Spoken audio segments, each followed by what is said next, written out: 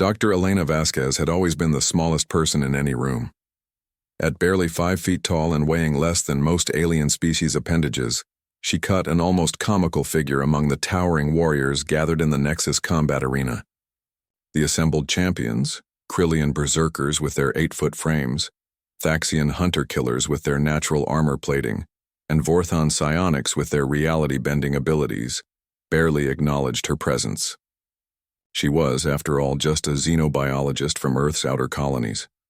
A scientist who had volunteered for the Great Trial, not because she was humanity's greatest warrior, but because she was the only human within 3 sectors who met the age requirements and could arrive in time.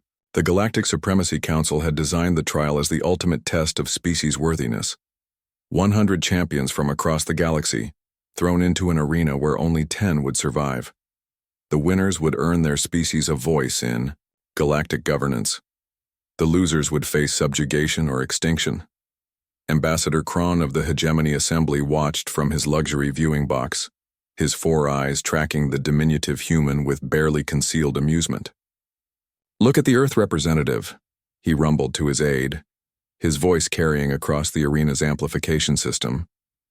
"Their species sends a child to do a warrior's work. Perhaps we should have limited the trial to actual soldiers." Laughter rippled through the viewing galleries. Even the other champions seemed to share the sentiment. Elena noticed how they positioned themselves away from her, as if her weakness might be contagious.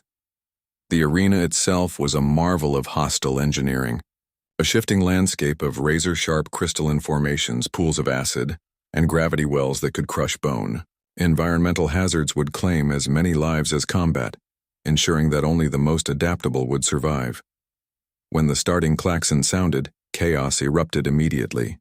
The Krillian berserkers charged forward with bone-rattling war cries, their massive warhammers sweeping aside smaller opponents. The Thaxians activated their stealth generators, vanishing into shimmering heat distortions. Vorthon psionics began warping reality around them, turning solid ground into quicksand and air into toxic gas. Elena dropped to her knees behind a crystal formation and pulled out what looked like a standard scientific scanner.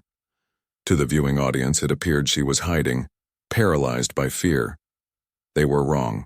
Elena's scanner wasn't just analyzing the arena's environmental hazards. It was mapping the biosignatures of every champion. Her xenobiology training had taught her something the warriors had forgotten in their pursuit of strength. Every species had weaknesses, and knowledge was the deadliest weapon of all. The first champion to underestimate her was a Thaxian hunter-killer who materialized behind her position, confident in an easy kill. Elena didn't turn around. Instead, she activated a small device that emitted a high-frequency pulse. Exactly 47.3 kilohertz, the resonance frequency of Thaxian inner ear crystals. The hunter-killer collapsed, his balance center completely destroyed. Easy prey for the acid pool Elena guided him toward with gentle pushes. By the 10-minute mark, 30 champions were already dead, and Elena hadn't thrown a single punch. She moved through the arena like a ghost, her small size allowing her to navigate spaces others couldn't access. When a pack of Iridian pack hunters cornered her, she didn't fight. She simply released a concentrated pheromone extract that triggered their species' hibernation response. They would sleep for months. Ambassador Kron's amusement had transformed into unease. "What is that creature doing?" he demanded of his tactical analysts. The answer came from an unexpected source, General Vextalon of the Krillian War caste, who had been watching with growing respect. "She's not fighting them," he said slowly. "She's debugging them." Elena's reputation spread quickly among the surviving champions. They began to avoid her, creating an ever-widening circle of space wherever she moved. Some tried to attack from range, but her scanner had mapped every projectile trajectory and energy pattern. She moved with an economy of motion that made their strikes look clumsy by comparison.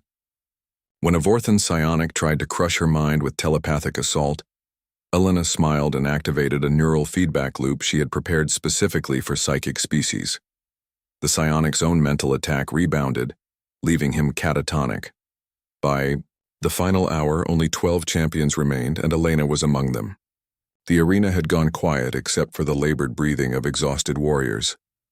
The massive Krillian berserker Thokmar, who had carved his way through a dozen opponents, found himself face to face with the small human who had somehow survived everything the arena could throw at her. "You are not a warrior," he growled, raising his warhammer. "You are weak, small. How do you still live?" Elena looked up at him, her dark eyes calm despite the blood and dust covering her face. "You're right. I'm not a warrior, but I'm something more dangerous." "What?" Thokmar demanded. "I'm a scientist who spent her entire career studying how things die." She pressed a button on her scanner. The device she had attached to Thokmar's hammer during their brief encounter 20 minutes earlier, when he had knocked her down, and she had seemed to fall helplessly. Activated. The micro-explosive was tiny, designed for sample collection, but placed precisely at the hammer's weak point, it shattered the weapon completely. Thokmar stumbled backward, suddenly weaponless, as Elena produced a simple scalpel from her medical kit. "Your species has a major artery exactly 3 centimeters below your left arm joint," she said conversationally, circling him. "Did you know that?" The final moments of the trial were almost anticlimactic. Elena didn't need to fight the remaining champions. She had spent the entire match analyzing their weaknesses, their fears, their biological vulnerabilities. One by one, they fell not to superior strength or speed, but to precise applications of scientific knowledge. When the arena finally fell silent, Elena stood alone among the defeated champions, her small form somehow dominating the vast space. Ambassador Kron descended to the arena floor, his earlier mockery replaced by something approaching awe. "How?" was all he managed to say. Elena wiped the blood from her hands and smiled. "Earth's warriors aren't defined by size or strength, Ambassador. We're defined by our ability to adapt, to learn, and to survive. You wanted to test our worthiness?" She gestured to the arena around her. "A species that can turn a 5-foot xenobiologist into your apex predator might be worth paying attention to." The silence that followed was broken by General Vextalen's slow, deliberate applause. "The smallest human in the arena," he announced to the watching galaxy, "stood tallest when the killing began." As Elena walked toward the arena exit, the surviving champions, those she had merely incapacitated rather than killed, watched her with a mixture of terror and respect. They had learned something the galaxy would soon understand. Humanity's greatest weapon wasn't their technology or their numbers. It was their refusal to accept that anything was impossible. The galaxy had wanted to see Earth's warriors. Instead, they had discovered something far more dangerous: Earth's thinkers, armed and motivated.